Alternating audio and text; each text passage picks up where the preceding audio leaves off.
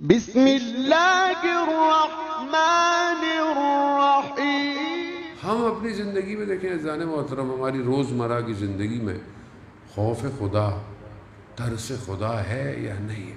سورۃ توبہ میں پروردگار ایک آیت میں ارشاد فرماتا ہے کہ جنہیں اپنے آباء و اجداد، اپنی اولاد، اپنی ازواج، اپنے رشتہ دار اور جو ان کا خوف رکھتے ہیں وہ خدا کے ساتھ نہیں ہو سکتا۔ ہماری زندگی میں یہ خوف، یہی خوف ہے سارے۔ کوئی کام ہم اپنے آباء و اجداد کی وجہ سے کرتے ہیں، کوئی ہم اپنی اولاد کی وجہ سے کر بیٹھتے ہیں۔ انسان حرام کما لیتا ہے، انسان حرام کی طرف چلا جاتا ہے۔ بعض اوقات انسان رشتہ داروں کی وجہ سے غلط کاموں میں انوالو ہو جاتا ہے۔ کبھی انسان اپنی جائیداد، اپنے نام، اپنے ڈیزگنیشن کو بچانے کے لیے خوف خدا کو چھوڑ دیتا ہے اور غلط راستوں میں پڑ جاتا ہے۔ اور یہ قرآن کہہ رہا ہے یہ کوئی چیز تمہیں نہیں بچائے گی، تمہیں صرف خدا بچائے گا۔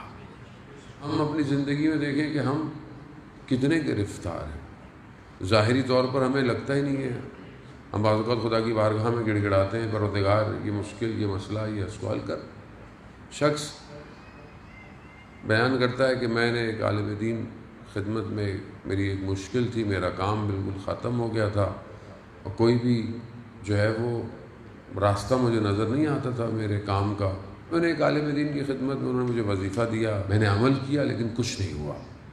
پھر میں نے ایک دن ان کو دیکھا تو میں ان کے پاس پہنچ گیا، میں نے کہا آپ نے جو مجھے وظیفہ دیا اس سے کوئی اثرات نہیں ہوئے، میرا تو سارا معاملہ بینک کرپسی ہو چکی ہے۔ ان کے ساتھ ایک بزرگ تھے تو انہوں نے کہا ان کے پاس جاؤ، یہ شاید تمہیں کوئی حل دے۔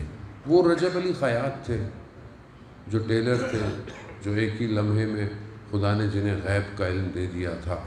جیسے ان کے پاس گیا تو انہوں نے کہا کہ تم کچھ بھی کر لو تمہارا کام صحیح نہیں ہوگا۔ ہاں کیوں؟ کہا 6 مہینے پہلے تمہاری بہن کے شوہر کا انتقال ہو گیا، تم نے ابھی تک ان کے بچوں کے سر پہ ہاتھ نہیں رکھا۔ کیوں؟ کیونکہ ہم انہی چیزوں کی وجہ سے اوپر بھی جاتے ہیں اور انہی چیزوں کی وجہ سے پھنس جاتے ہیں۔ جیسے مولانا صاحب نے بیان کیا کہ کسی کو ضرورت ہوتی ہے وہ اور کوئی ضرورت پوری کرنے کے لیے آزمایا جاتا ہے۔ ویسے تو روایت ہے کہ اگر سائل کو یہ پتہ چل جائے کہ حاجت بیان نہ کرنے کا اجر کتنا ہے، کبھی بھی اپنے ہاتھ کو نہیں پھیلائے گا۔ اگر اسے پتہ چل جائے کہ بیان حاجت کرنے کا، اور دوسری طرف جسے حاجت پوری کرنی ہے اگر اسے پتہ چل جائے کہ سائل کو خالی ہاتھ نہ لوٹانے کا اجر کتنا ہے، وہ کبھی کسی کو خالی ہاتھ نہیں جانے دے گا۔ خدا نے دونوں طرف سسٹم بیلنس رکھا ہوا ہے۔